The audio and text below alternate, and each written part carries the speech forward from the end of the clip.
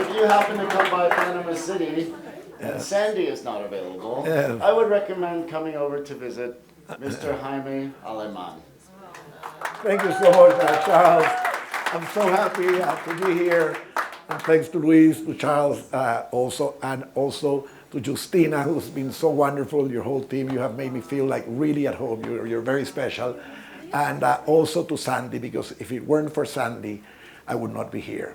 And I'll tell you briefly, I don't want to bore everybody, because you've been listening to a lot of lectures with extraordinary people like Thor Peterson. I just feel humbled to be in the same room with him, or with people like Johnny Ward. I admire you so much and followed what you have done. And that's really, really extraordinary. And Rick also, who puts together a wonderful festival. I will be there next year. In any case, I was born in Panama at 11 years old. My father appointed ambassador to the United States. And off I go, crying every day, dark at 4 in the afternoon, cold as could be. But I survived. And like David Young, I don't know if David is here, he was talking about how he got hooked with traveling at an early age. When I was growing up, there was nothing. There was no internet. There was nothing. Encyclopedia Britannica didn't have any pictures. But they would sell these albums in Panama that you would buy at the drugstores. And you would buy the figuritas, we would call them, the pictures that you could adhere. Then I was seeing the Great Wall of China. And the one that drove me crazy was the Hanging Gardens of Babylon. I said, one day I will go see the Hanging Gardens of Babylon. In any case, I listened to the maids. 11 years old, the maids in the embassy were going to the Niagara Falls on a Greyhound bus. I said, hey, I'm going with you. And I went to the Niagara Falls, fell in love with the experience, and then I realized traveling was my passion. And I was lucky because I started then, and I never stopped. I started traveling when I went to Notre Dame in Indiana to study economics. And I get to the university, open the newspaper, year abroad program in France. Called my father, I'm going to France. I had already taken French lessons. I went to France, traveled all over for 2 semesters, all over Western Europe, and then I got a big break for Easter. I got to go to Poland, very poor, to Poland. I went to, I'm gonna get out of the way, I went to Poland, to Krakow and Warsaw, very poor, very grayish. The same with Moscow and St. Petersburg. I went to Riga, in Latvia, which at that time was part of the Soviet Union. So I was learning a lot at a young age. I always tell the young people, I love talking. This is my 60th lecture since I came back from space exactly 6 months ago. I've been traveling all over the world, all over Panama. My wife says, take a break, give yourself some time. But no, I enjoy this, and it's been great to meet so many of you and wonderful, interesting people, and I hope to continue this relationship. Again, thanks, Sandy, for putting me in touch with these wonderful people, and for you guys being so special to me. In any case, after my year in Europe, I go back to Notre Dame for my junior year. I opened the school newspaper, Semester at Sea. Wow, semester at sea, that sounds great. Father, I want to go semester at sea. When we left from Miami, arrived in Marrakesh. We misbehaved with all the special things they have in Marrakesh. Smoked a little bit of hashish. We were exploring, life and the future. In this boat, there's 2 girls for every guy. It's like a paradise for anybody who wants to explore the world at an early age. And I went from there, we went to Cote d'Ivoire, and never forget Abidjan. Even back then, it was a wealthy country. You had all the cocoa production and so forth. And we went to Ghana. The ambassador was Shirley Temple, the famous American actress. And then, unbeknownst to me, and I never sleep, I have so much energy. If I sleep 4 hours, I consider myself lucky. We're waiting to go into Cape Town. I had no idea. I knew that there was apartheid, but shit, 6 in the morning, I'm out in the deck, and the sun starts coming out, and Table Mountain is sitting there. And I say, I am with the gods. I'm very spiritual. My mother was very Christian, very Catholic. And I was talking to Johnny about that yesterday, because he's also Irish. My family came originally from Ireland. And I said, wow, I cannot believe I'm overwhelmed by the beauty. It's totally unexpected. Next stop, Mombasa, Kenya. Malindi, and then on a car to the Ngorongoro, first to Arusha, which Arusha is not the same now. But you see all the elephants and Mount Kilimanjaro. And I'm saying, Jesus Christ, how lucky can I be? It is amazing. And then the Ngorongoro, and then the Leakey family, the explorations in Odubai Gorge. I said, wow, this is a good life. I like this. And then we went to Sri Lanka. and then to Madras in India. I had just turned 21 years of age, and I was basically exploring the whole world before I even graduated from college. And then we went, of course, to Delhi and then to the Taj Mahal. So I had done Table Mountain, the Ngorongoro, and the Taj Mahal back to back to back. Talk about being lucky, talk about being blessed, talk about how grateful I am to the gods and to people like Charles and Luis who have made life more interesting for me. And that's the thing, life, you're creating like a tapestry, and you build it, and you build it, and then all of a sudden one day you say, Jesus, look where I am now, how blessed I am to be with this group of people, interesting, fascinating people, to be able to share my experiences with you. From there, okay, Malaysia, and then from Malaysia went to the Philippines, and Kissinger and Nixon signed the peace agreement with China, recognized China. We get to Hong Kong, on to China, mainland China, among the first people from the West to visit China. Poor as could be. Nice people who went to Canton, agriculture, all rice paddies. And look at the world now. That's when people talk negatively about the future. I say, well, in my own experience, it's a much better world than it was 50 years ago, without a doubt, and I think it will continue to improve. And then we continue to Taipei, Hawaii, and then back to California. And I got back home and said, wow. And then I always tell, well, you guys are older. You have to work from the time you're born. I've been competitive since I was born. I got into Duke Law School. Duke Law School is the 5th best law school in the United States. I wanted, even though my family had money, I wanted to build my own path and my own career in my own way. And going to Duke opens doors. So I say the keys to open the doors. And then I graduated from Duke Law School, went to work in Washington. Why in Washington? I went because I had the passion for traveling, and you have the Inter-American Development Bank in Washington. And I traveled throughout the Caribbean and through all of South America and Central America, which ironically was the part of the world I knew the least.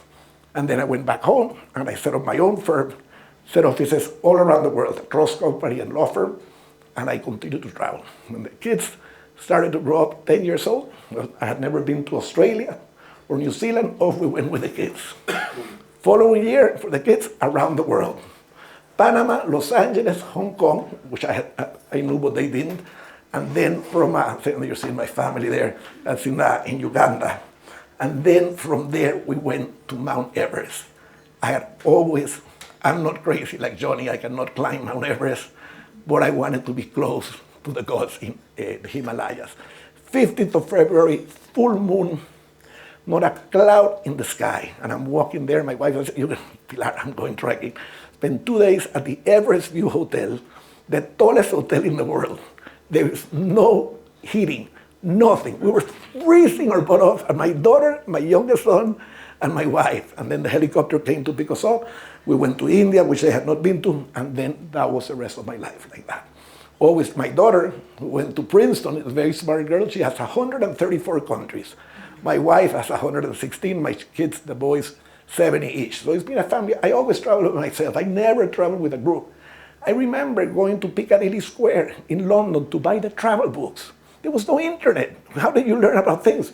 In the travel books, if you were lucky enough to find a bookstore that had the travel books. And I loved traveling by myself. I really enjoyed it. I was ambassador of Panama from 2009 to 2011. I came back to write my autobiography, and my wife said, you were ambassador to Washington. Your father ambassador to Washington. Her father, who had gone to Harvard undergrad and Harvard Law School, ambassador to the United Nations. And she said, now I will be ambassador. She's very smart. I will be ambassador to France. And the president offered her the ambassadorship to France. In the meantime, I had no idea about how many countries there were in the world. I was just traveling like David Young and all of you, just for the sheer pleasure. Never thought of a record, never, even less about going to the poles or going to space. And we get to France, and my intelligence woman, the first night, she says, you know, Jaime, you have 120 countries. There's 193. Go and finish them off. I said, wow, music to my ears. I have a Panamanian passport. I don't have a Spanish passport, New Zealand passport. There are consulates of every country in the world in Paris or in Brussels. And I hired a woman to help me with the visas. And off I went. I remember I had 4. In Europe, there are 50 countries. I had 4 left. Belarus, Ukraine, and Armenia, and Georgia. I had left. I went to wrote them off.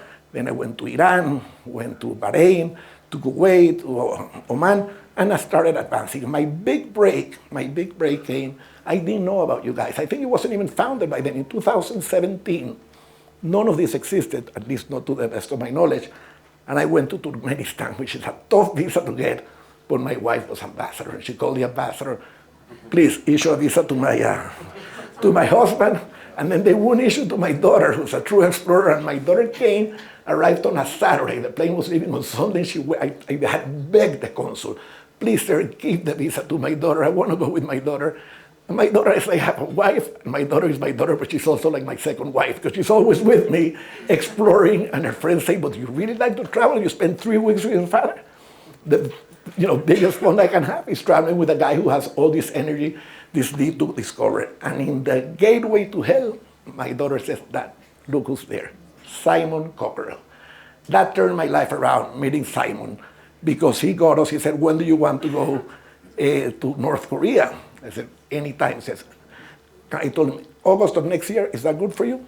August of next year. So I continued traveling. North Korea, great place, I loved it. Frankly, I found Pyongyang to be an interesting and very good, from an urban standpoint, city. Fascinating, I spent 5 days there, and then I went to Vladivostok. I had not been to Siberia, so I went to Lake Baikal.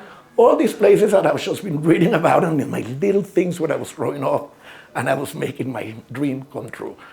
And then Simon says, Simon, what's the challenge for you now? I said, well, how do I get into Afghanistan in the middle of the war? How do you get into Iraq in the middle of the war? He says, don't worry, I have a friend. It's amazing. He's in a travel agency called Spikerman Travel in Milwaukee, Wisconsin.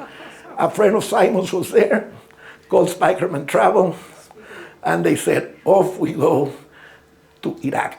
The Hanging Gardens of Babylon, the dream of my life, more than going to space was going to those, they don't exist, but I went there, the palace of Saddam Hussein in the background, cradle of civilization. That's one of the few times I traveled with somebody, who was a friend of mine from China, was a wonderful guy, and I couldn't believe that he had the guts to come with me on the trip. The next stop, Afghanistan, the middle of the war, 2018, get off the plane in Mazar al-Sharif, and the NATO soldier, sir, what are you doing here? I'm a tourist, you must be nuts. There's a full war going on here. I am a NATO soldier, my life is at risk. Everybody's life is at risk. Get back on the plane, sir, please, I beg you, and go back to Istanbul. I said, no, don't worry, I have my security detail waiting outside. And when I never had felt fear, I was connected with God, and I always like to joke that I'm like 7% bipolar. So I have this energy that overcomes any fears, and I just keep on going and going without being stopped. And then we went to Pakistan, and then at the end, I started going to Somalia. I went with my daughter to Socotra. And in December of 2019, that one I found on the internet, a guy who had gone to Brown University out of Vancouver called Inertia Travel. I don't know if you guys ever traveled with them. Now apparently they don't exist anymore. Anyway, we went to Socotra with some people who are members of the most traveled group. And then after that, I had Libya. I had tried to get into Libya in July of 2019. The Libyan ambassador to Panama told me, I guarantee you, Jaime, that if you go to Libya, you will die. Not even I go to Libya. It's in the middle of the war. This guy, General Haftar, he's bombing the civilian airports. You are nuts. And I went to Istanbul for 3 days, and the plane couldn't come to get me. This was in July. That's why I believe in spirituality. I have 5 countries left. January of 2020, 6th of January, the gods talked to me. I had a dream, go to Libya. And I called this guy, maybe Ibrahim Usta, who's one of the fixers for Libya. I said, oh, Mr. Alemán, everything is perfect. Don't worry. And I was looking at the newspapers. Everything was terrible. He said, I can get you a visa, though, to get from Madrid into Tunisia. And that Tunisia tourist is only like a 45-minute flight into Tripoli. So I risked, and my wife was crying, until when do I have to put up with your craziness? You are nuts. And I said, no, Pilar, I'm going. And I went to Tripoli, bombing all over the place. I was the only Westerner there. There was no one left. And I had to leave through Istanbul because the airport in Tripoli was closed again because of the bombing. In any case, I got back home. I had 4 easy countries, supposedly easy. The pandemic was coming. I had Nauru, I had Tuvalu, Papua New Guinea, and at the end, my family, I made a stupid mistake, told my family, wait for me in Palau, we're celebrating Palau. I get to the airport in Fiji, I show up at the counter. Nauru, you're nuts, Nauru, there's a pandemic. What world do you live in? All the airports are closing, the flights are being canceled, that flight is canceled. Only one flight a week left to Nauru. Well, I continued, my wife said, you're coming back to Panama with us from Palau. You're not going to try to get into Nauru. She knows me well. I never stopped planning. I went to Nauru. And I barely got out through a miracle. I managed to get out through Brisbane because my law partner was the Secretary of State of Panama. And he called the Australian Foreign Minister. I said, this is a guy who's a former ambassador of Panama to the White House. He's a member of the Council of Foreign Relations of Panama. He has applied for a visa. Please, I beg you, give him the visa. And they gave me a transit visa from Brisbane. I arrived in Panama, and then I was stuck on my island for 2 years or a year and a half during the pandemic. The happiest time of my life. I would go out on my little boat and scream, Pap, I did it, I did it, I did it. I was so excited. It was wonderful. And then I had made plans to go to the North Pole. And they shut it down, of course, because of the pandemic, and then the problems with the Russian invasion of Ukraine, that complicated things. I applied to go to space, Virgin Galactic. I was in Iceland with my son, with my youngest son, when they called me and they said, okay, you have a place with Virgin Galactic. And I sent the money, the deposit, but I knew I would have to wait. And at that time, Virgin Galactic was hardly flying, and even Blue Origin was hardly flying. Now, this year, finally, Blue Origin is starting to fly to space regularly. In any case, I continued my life, and I got a lucky break. I was in Switzerland, and I met this woman from Costa Rica. It was a businessman's group called YPO. I'm sure some of you have heard of YPO. And she said, have you ever been to Antarctica? I mean, to the South Pole? She said, well, I have been to Antarctica twice. I went in 2003 with my daughter on the SS Explorer. I don't know if you guys have heard of that boat. Most incredible experience. You've seen maybe the waves there. This boat just going ding, ding, ding. 40 hours stuck to our bed, but we made it to Antarctica, and then I went back with my wife and my 2 sons, but never to the South Pole. I can get you Luis and Analysis around here. He went with White Desert to the South Pole, the most extraordinary experience. 1 week in Antarctica, in the middle of Antarctica. So spiritual, so beautiful, so out of this world. And I said, wow, this is fantastic. I cannot believe this just happened to me. This was in 2024. And then I had finally found a way. I went with my daughter to Svalbard in 2023, desperate. I said, Sophie, if we have to walk to the North Pole, we're going to walk to the North Pole. Cannot figure out, we can have fun. And be that we're not getting to the North Pole. And we hired snowmobiles in the early April. It must have been in Svalbard, and with a guide. You could hardly see your hand. So beautiful of that, part of the world. And we asked the guide, the woman guide, have you heard of a way to get to Svalbard? Yes, I'm working on a ship this summer called Ponant, French icebreaker, and they're taking people to the North Pole. So I said, wow, wonderful. We signed up for that for 2024, last year. So I had gone to the South Pole with my son, now the North Pole with my daughter. And we arrived in the North Pole. And I asked my daughter, please open the computer. How many people, Sophie, have been to every country in the world and to both poles? He said, Dad, there have been 12 people before you. You're the 13th person in history to go to every country and to the poles. Okay, Google the other 12. Have any of them been to space? None of them have been to space. None of them. And I said, well, what a thrill. And I immediately contacted Blue Origin, and they called me back. I bought a boat in Miami. I was so desperate because I also need to travel, and I started going with the captain and the assistant all the way through the Caribbean, climbing mountains, scuba diving, doing whatever. And I was climbing this volcano in Suba, in an island in the Dutch Antilles, near St. Bart's, Paul. Ceiba.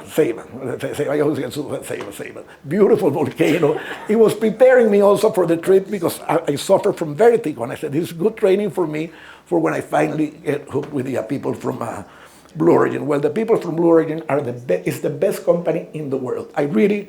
It's seamless. It's easier than renting a bicycle. They said 2 things that scared me. They said, 1, you have to be prepared if you suffer from vertigo. There is a walkway from where the emergency room is, and you walk through that walkway about 100 meters to get to the capsule the day of the flight. And I said, I must be open with you. That terrifies me. I had been in Borneo one time with my son-in-law and my daughter trying to cross this walkway in the middle of the Borneo forest. We were in Brunei. I couldn't even set a foot forward. But I thought I will do it. And then the other thing that scared me, sitting in the capsule, waiting for the takeoff up to 90 minutes, all tied up. I said, shit, can I handle that or not? We shall see. I sent the money, and I was chasing my family office guy. Make sure you send that money. And I was calling Blue Origin. Have you gotten the money? I said, don't worry, sir, your place is safe. Well, got the money, and then 2 nights later, I started having the worst nightmares of my life, thinking of walking that walkway and sitting on there, tied up. And I called my daughter. I said, Sophie, I think I'm backing out. I'm a wimp, I'm backing out. I said, Pat, you're not backing out. You're going, you're fearless. You have done the craziest things in the world. And she said, I will do 3 things for you. I'll call a psychiatrist who can medicate you so that you don't have, I call them Quaaludes. I took them with me, the pills, and I was offering to all the other astronauts, say, I have some Quaaludes here if you guys need to relax. And the people from Blue Origin, Jaime, don't take any medication. Well, in case I panic, I will take it.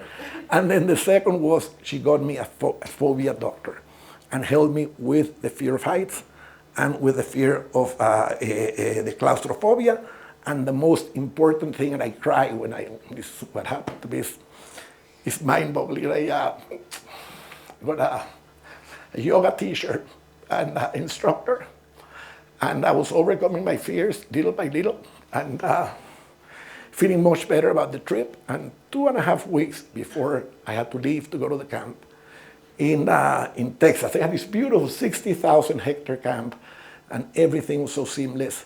And my mother, who was very Irish, very Catholic, but always, when I started traveling since 19 years of age, a poor woman, her son going off to Africa, to Asia, we wouldn't be in touch for like 3 weeks. You couldn't even call. It was so difficult. And you had the telexes or whatever, that you telegrams. Okay, and I had that very much in my mother had died. I didn't have this. And I wasn't aware of how much I needed that, and I started the yoga session 2.5 weeks before my trip to El Paso, and the lady at the end of it, right, relax, Charles has been to my apartment, beautiful apartment with a view of the ocean, the sun coming out, and the woman says, close your eyes. Imagine a light coming from the heavens, going through your head, through your body, down to the lobby, and then down to the middle of the earth. And at that moment, my mother came and said, I'm here, I'm going with you, and don't be afraid. And I started shaking and crying like I have never cried before in my life. It was a miracle. It was a miracle, a transformative miracle.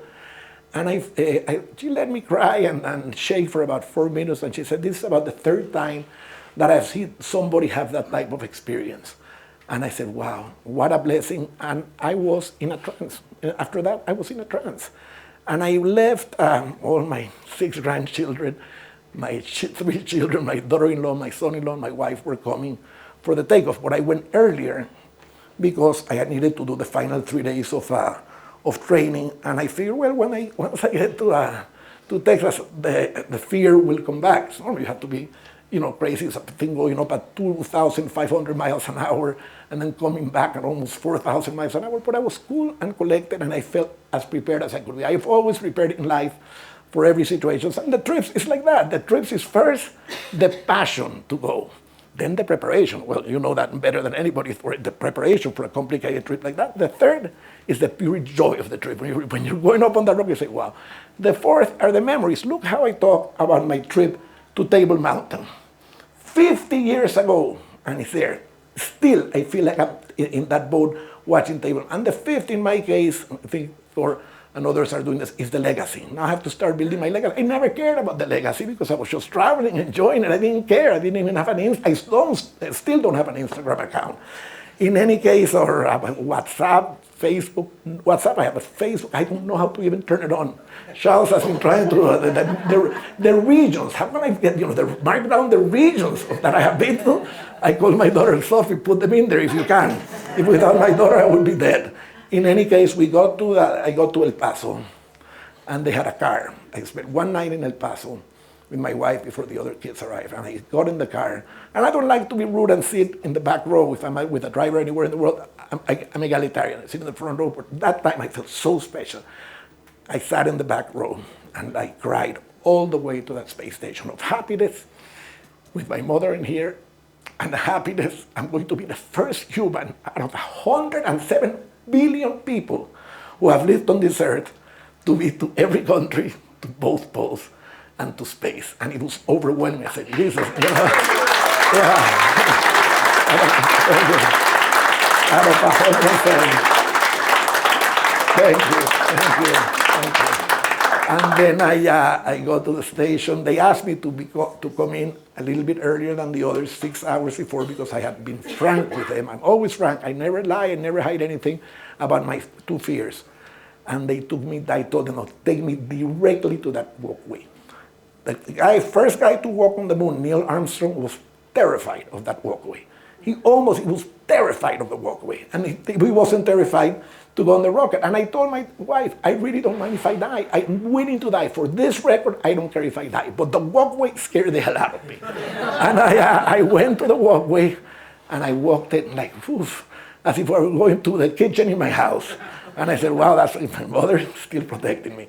And then we took the most intensive training for 3 days.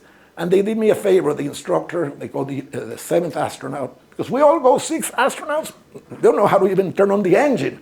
It's all by remote control, and that's the future of the world. Airplanes would be, well, the wars now are with these drones. This is basically a big drone, and we merged very well among the 6 of us, and the guy told me, Jaime, there is a final exam you have to pass.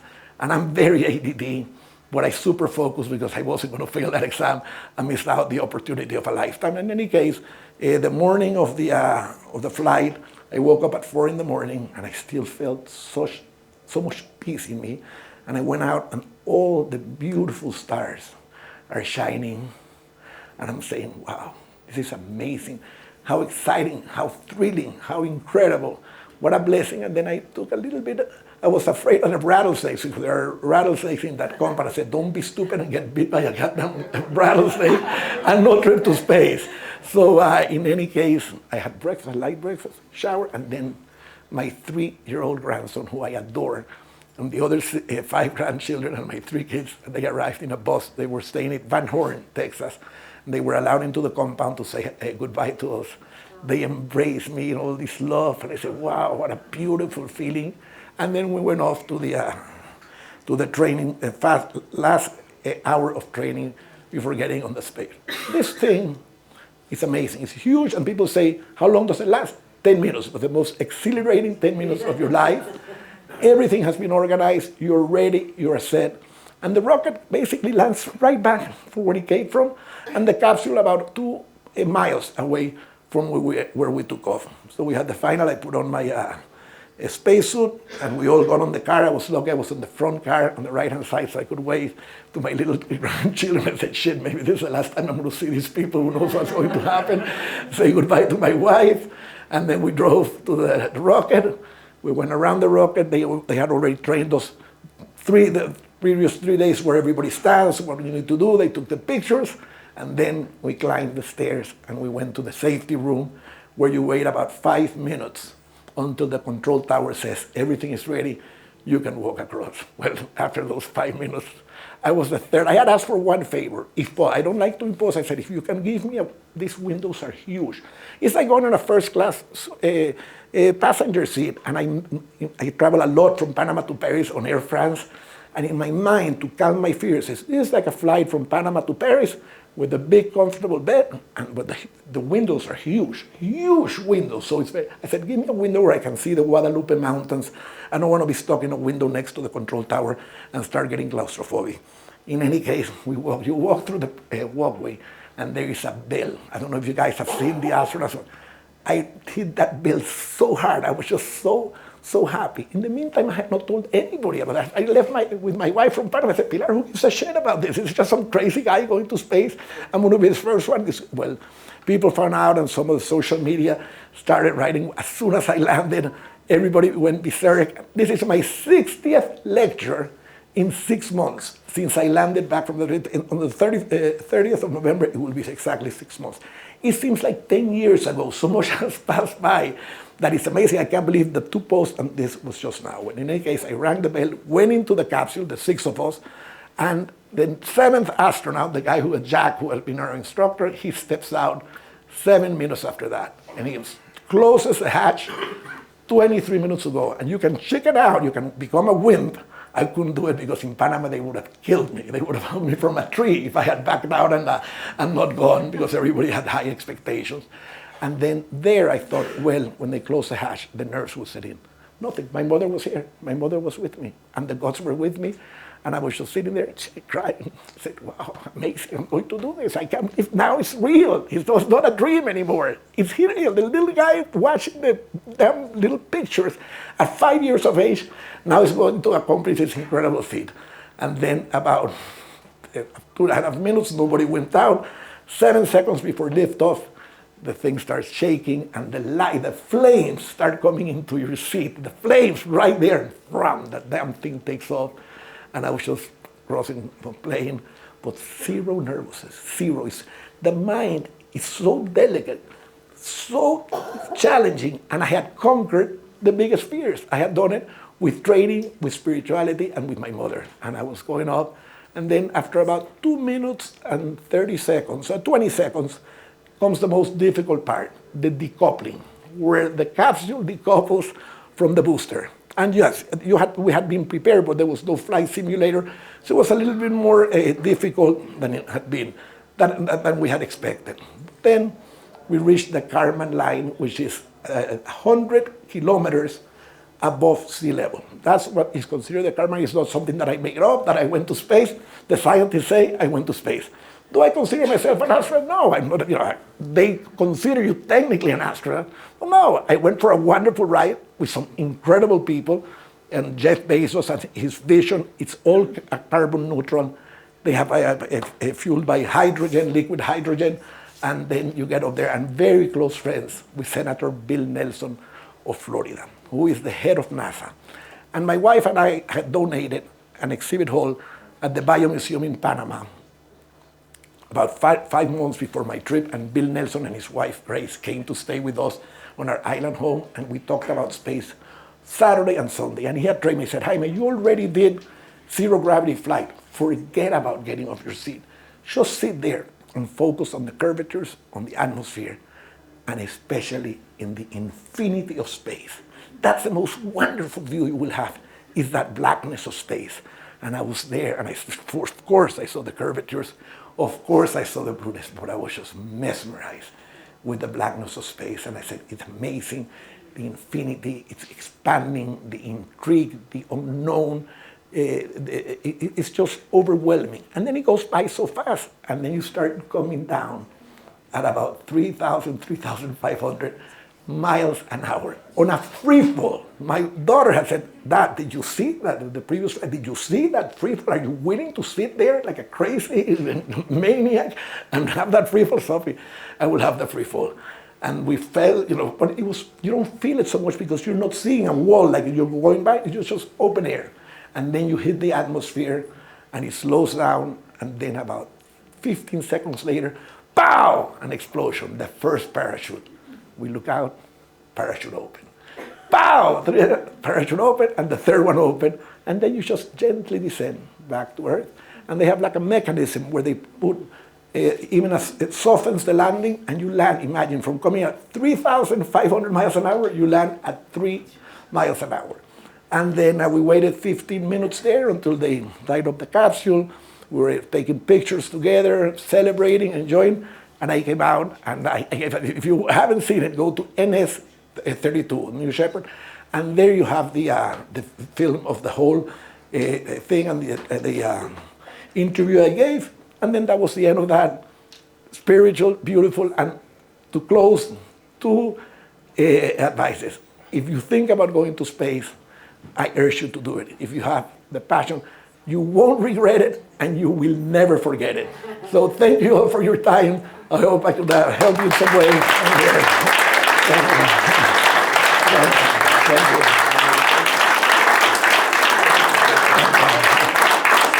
Thank you, Luis.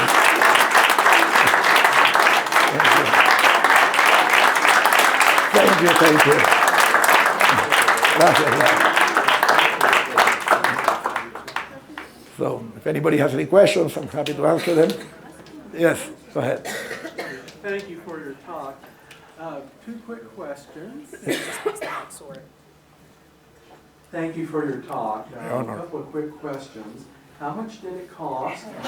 Well, And what's the selection criteria for candidates? yeah, you know, that's a great question. I have an NDA, so I cannot tell you how much it costs, but it's over $1 million. And it's not what people, the internet says, 250,000. Of 250,000, you can barely rent a bicycle nowadays. Blue Origin, the other one, Virgin Galactic, I have paid, and these are also incredible people. I thought I lost my money. I had paid a deposit of 150,000. I told my family, I don't care if I lose the money, I can live with that. And I called them to tell them I had come back. I was the first human to do this, and that I could not wait for them because they were not traveling, and they said, don't worry, and they sent every penny back to me. Talk about a wonderful company. They returned to the last penny a Virgin Galactic.